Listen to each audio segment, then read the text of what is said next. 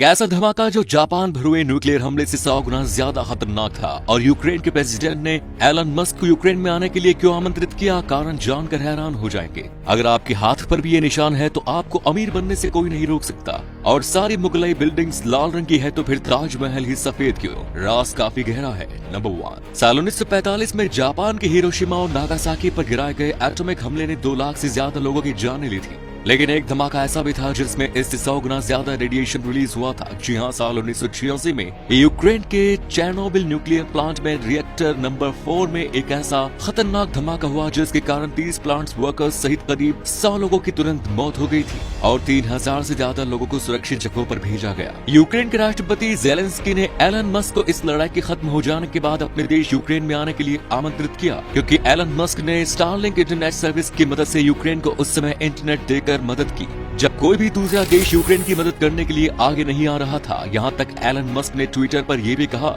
कि कुछ higher government authorities से उन पर दबाव डाला जा रहा है कि रशियन न्यूज सोर्सेज को यूक्रेन पर ब्लॉक कर दिया जाए। लेकिन एलन मस्क ने साफ साफ कहे कि जब तक बात जीने मरने पर न आ जाती तब तक वो यूक्रेन की मदद करने से पीछे नहीं हटेंगे। जरा जल्दी से चेक करिए कि क्या आपकी हथेली पर भी एक्स का निशान है। अगर हाँ तो आप दुनिया के 5% सबसे स्मार्ट और इंटेलिजेंट लोगों में से एक हो। अगर आपके एक हाथ में एक्स है तो आप इंटेलिजेंट हो, लेकिन अगर ये निशान आपके दोनों हाथों में है तो आप एक जीनियस हो। एक स्टडी में सामने आया कि भारत, बांग्लादेश, पाकिस्तान, नेपाल और सऊदी अरब के लोगों में एक्स का निशान सबसे ज्यादा पाया जाता है और इसीलिए हम सबसे ज्यादा इंटेलिजेंट और क्रिएटिव माने जाते हैं। हालांकि इस स्टडी में यह भी बताया गया है कि ऐसे ज्यादातर लोगों को अपनी एक्स्ट्रा ऑर्डिनरी एबिलिटीज के बारे में पता नहीं होता। महान योद्धा अलेक्जेंडर द ग्रेट और अब्राहम लिंकन के हाथों में भी ऐसा ही एक्स का निशान था। अलेक्जेंडर हाथ की रेखाओं पर बहुत भरोसा करते थे, यहाँ तक कि वो अपनी आगे की प्लानिंग भी हथेली की रेखाओं को देखकर ही करते थे। इतिहास में ऐसा 22 बार हुआ है जब तीसरा विश्व युद्ध को शुरू करने वाला न्यूक्लियर बटन दबने के काफी करीब था। साल 1960 में यूनाइटेड स्टेट्स के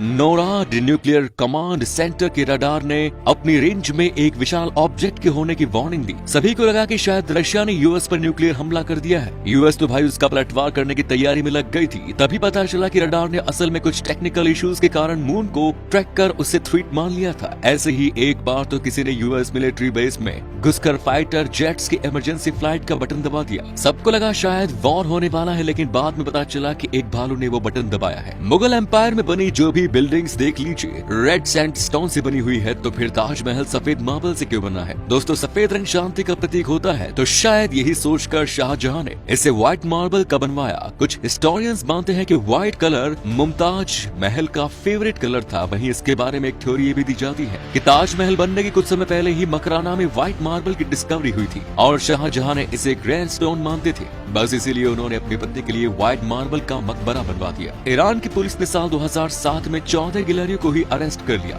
लेकिन इन्होंने कौन सी मूंगफली चुरा ली थी भाई? दरअसल ईरान का आरोप था कि ये गिलहरियां लगातार ईरान के न्यूक्लियर ठिकानों को ही देखती रहती हैं। बस फिर क्या था, ईरान की गवर्नमेंट ने इन्हें पकड़ने के आदेश दे दिए। वैसे सही भी है यार, जब कबूतर जासूसी कर सकता है तो गिलहरी क्यों नहीं। मोंटेनेग्रो के डिनोसा में हमें एक मलबेरी वाटरफॉल, मेरा मतलब है कि ट्री देखने को मिला।